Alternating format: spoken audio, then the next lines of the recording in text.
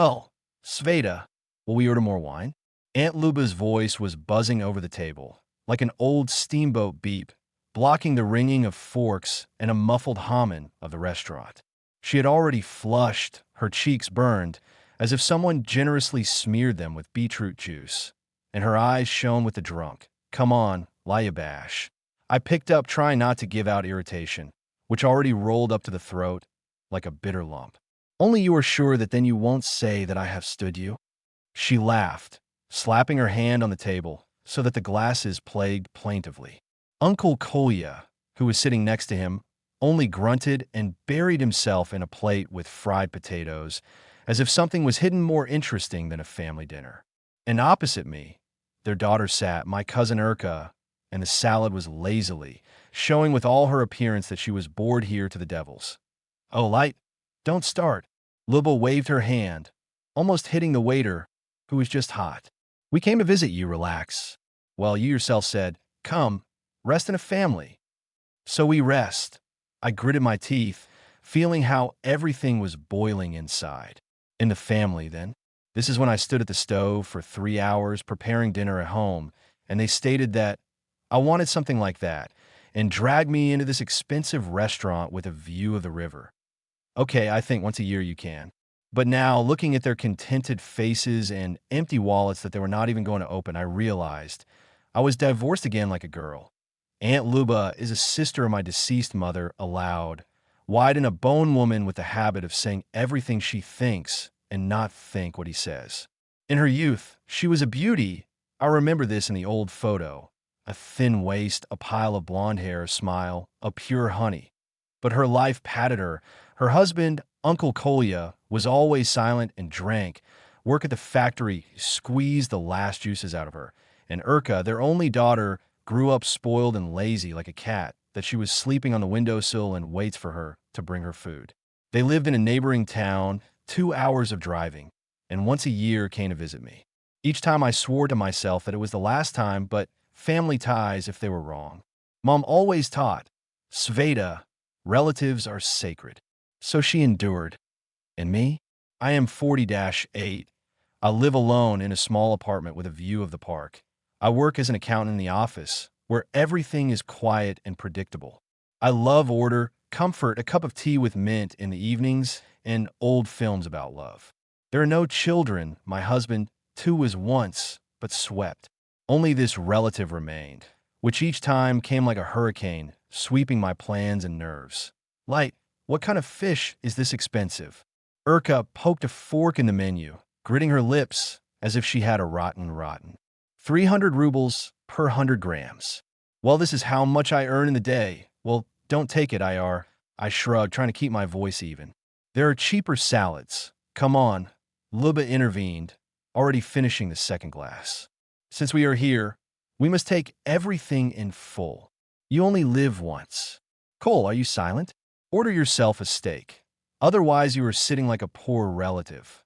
Uncle Kolya raised his eyes, chewed his lips as if he wanted to say something, but only nodded and again buried himself in the potatoes. The waiter, a thin guy with a tired face, went to the table, holding a notebook ready. More wine, young man. Luba poked a finger into the air. And this fish for the daughter. And to me, well, come on, something meat with a sauce. Sveta, what will you be? I'm probably tea. I muttered, feeling the wallet in my bag is getting easier, although I hadn't even opened it yet. Tea? Luba rolled her eyes. Oh, Sveta, you're just like an old woman. Live at least once for pleasure.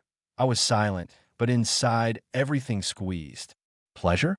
This is when you are sitting and think how many months you will have to save to cover this family vacation. The score was brought in an hour. The waiter put the leather folder on the table and disappeared quietly, and I looked at the numbers for 1,800 rubles and felt the blood knocking in the temples.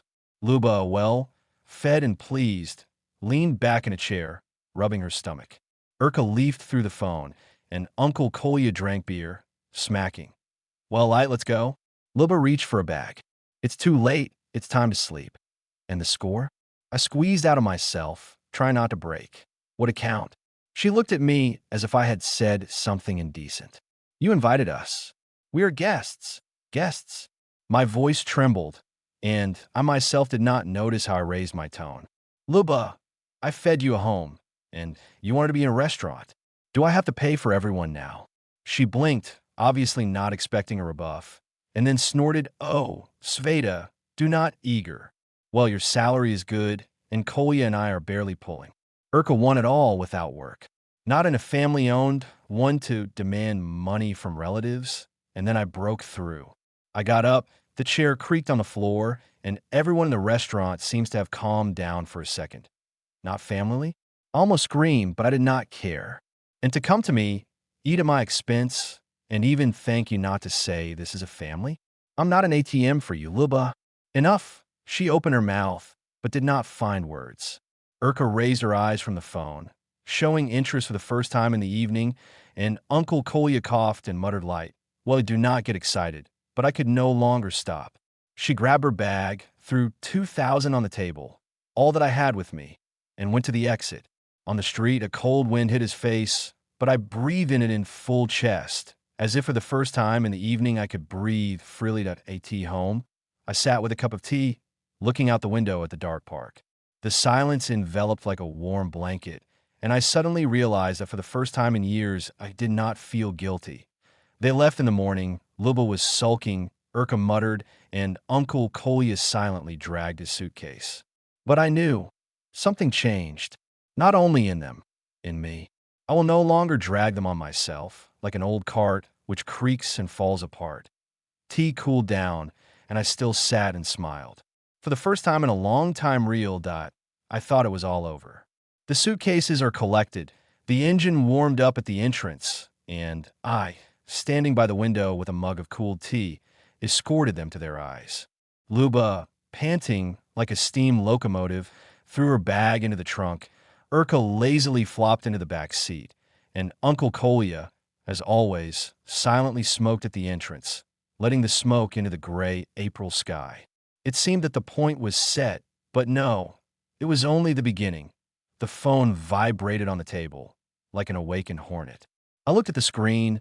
Aunt Luba. My heart shouted, but I decided I won't take it. Let them cool. After a minute, another call, then the third, and then messages rained down, one after another, like a hail on a tin roof. Well, Sveta, have you completely lost shame? They don't do this with relatives. First, we are with you with the soul, and you are like us. The second, do you think you live alone, so you could do everything? Third, that I read, and the fingers themselves clenched into fists, the nails dug in the palm of his hand. Is that now I am to blame? The door slammed. I even jumped. The phone was silent, but the silence lasted exactly 3 seconds. And then a knock came. Loud, persistent, as if someone decided to break the jam. I froze, feeling the pulse beat in my throat. The knock was repeated, and Luba's voice cut through the silence. As I drank on with Sveta, "Open. I know that you are at home. Do not think that you will just get off." I exhaled, put the mug on the table. My hand trembled, the tea splashed onto the tablecloth, and went to the door. Opened. On the threshold stood Luba, red as a tomato in the August market, with disheveled hair and a bag, which she squeezed as if she was going to sew me with it. Uncle Kolya loomed behind her, a carcass of a cigarette on the railing, and Urka looked out of his shoulder, crossing her arms and curving her lips. "Why are you doing it, huh?" Luba stepped forward, almost crashed into me with her chest. We left, and I think all the way. How so? My dear sister would have rolled over in the coffin if you saw how you treated us. Luba, I began, but she interrupted, waved her hand so that I involuntarily recoiled. Be quiet. You disgraced us in the restaurant, in front of people. I threw 2,000 like a handout and left, but we had to pay for ourselves. We have a pension, Sveta, you know, and you are sitting here in your apartment like a queen, and you will turn your nose. I felt the heat rose to the cheeks. It was dry in the throat, but I forced myself to answer. Luba, I did not call you to the restaurant. You wanted it. I cooked at home, tried, and you... Oh, what is your cooking? She snorted, rolling her eyes. Potato with chicken, think delicacy. We came to you to rest and not sit on a diet. Urka was generally hungry while your fish were waiting. Urka immediately assented, stepping forward. Yeah, I did not understand at all why there is that kind of money. Fish is dry, sour sauce. I would have eaten better at home. So eat at home. I broke. My voice trembled, but I could no longer stop. Why should I pay for you? Do I have chickens? Do not peck money. Luba fell silent for a second, as if the air was stuck in her throat, and then blurted out, yes, because you are alone, Sveta. You have no children or husband. Who should you spend on? And we are a family. It's hard for us. You have to help. This isn't a kind. I looked at her, at these burning eyes, at the clutched lips, on the wrinkles that cut her face out like cracks on an old plate, and suddenly realized she really believes in what she was saying. He believes that I owe them. And from his thought, it shook me. In the same way, I stepped towards her. My voice became low, almost in a whisper, but steel rang in it. And where were you when I buried my mother? Where were you when I was sitting at night?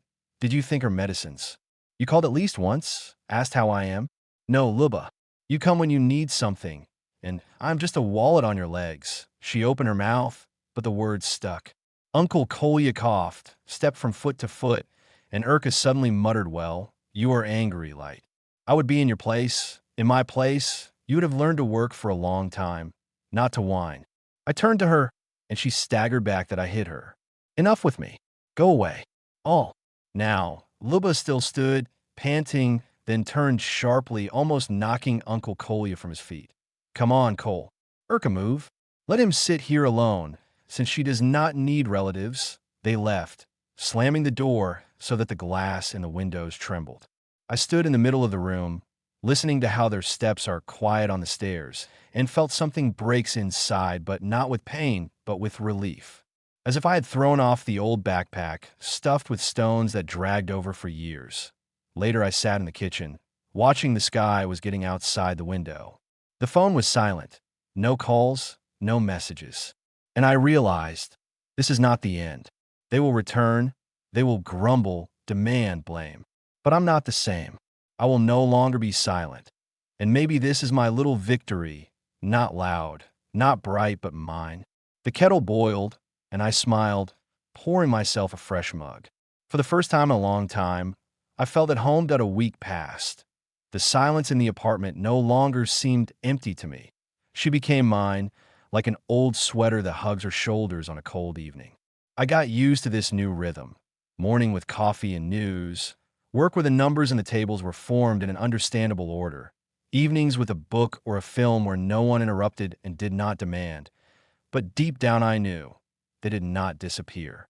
Luba, Kolya, Urka, they somewhere in their town, chew the grudge like an old chewing gum, and wait for the moment to knock on my door again. And this moment has come out on Saturday morning. When I cleaned potatoes for soup, the phone came alive again. Aunt Luba. I froze. The knife in my hand hung over the board, and my heart stabbed like a caught bird. I will not take it, I decided. Let him call, but the call was replaced by a message, short as a shot. Light, we need to talk. We will arrive in 3. I looked at my watch, noon. 3 hours before their invasion. And suddenly it dawned on me. Stop running. It's time to put an END to IN3 exactly. The doorbell rang. I opened, already ready for battle. But instead of the usual love with her loud pressure, she stood on the threshold, only some kind of balloon after a ball after the holiday. The hair is lifted, the eyes are red, and in the hands there is a bag from which a bottle of wine stuck and something wrapped in foil. Uncle Kolya loomed behind her, fingering the cap, and Urka, as always, hid behind, buried in the phone. Light, Luba coughed. Her voice was unusually quiet, almost sipper. We have come to talk. Can I come in? I stepped aside, silently letting them into the hallway. They stomped at the threshold, as if they were afraid to step on, and I noticed how Luba was nervously fiddling the handle of the bag. Here, she put him in her hands. They took the wine and pie. Urka baked. Well, not empty. Handed. I looked at Urka. She averted her eyes, but her cheeks were puzzled. Pie? From Urka, who is even lazy to turn on the kettle. It was something new. Sit down. I nodded to the kitchen, trying to keep my voice even. I'll put the kettle that we sat at the table. And the silence hung, heavy, like wet linen on a rope. Luba coughed again, looked at Kolya, as if waiting for support, but he only shrugged. Light, she finally began, looking somewhere to the side. I went too far then. We all overdo it. I didn't sleep midnight, I thought. How'd it work? You're not a stranger to us. And I yelled at you like an enemy. I was silent, feeling how something moves inside, not anger already, but something else, soft and prickly at the same time. We are used to the fact that you are always, well, you will help out, she continued, fingering the edge of the tablecloth. And you were right. We did not ask you how you are. I remembered your mother, how she always put us. It became a shame. Uncle Kolya nodded, raising his eyes for the first time in the evening. I told her, Luba, don't go. And she is stubborn, like a bull. Sorry, Light. Urka suddenly postponed the phone and muttered, not looking at me, I found work. In a cafe. Waiter. So, well, I can pay myself now. Sometimes that I looked at them, at Luba, who for the first time did not scream, but asked, at Kolya, who squeezed out more than 2 words, on Urka, who seemed to begin to grow up and realize that she was tired of fighting. They're not perfect, and I'm not a saint. But maybe this is the family, not to be impeccable, but to learn from each other. Okay, I finally said, feeling the voice tremble, but not from anger. Cut the pie and open the wine. Only in half. Did you agree? Luba smiled. For the first time in a week, she was not stretched and warm as before when we shared sweets in childhood. Urka snorted, but took out a knife, and Kolya reached for a bottle. The kettle whistled, and I got up to pour tea, and light rain went outside the window, knocking on the glass like a quiet music. The guests left late, and I sat in the dark, looking at the drops outside the window, and thought, maybe justice is not about punishing, but about giving a chance? They will change, and I can let me go. The rain was a subsistence, and I went to bed, feeling how my heart beats evenly, calmly. There will be a new day tomorrow, and it seems to be good.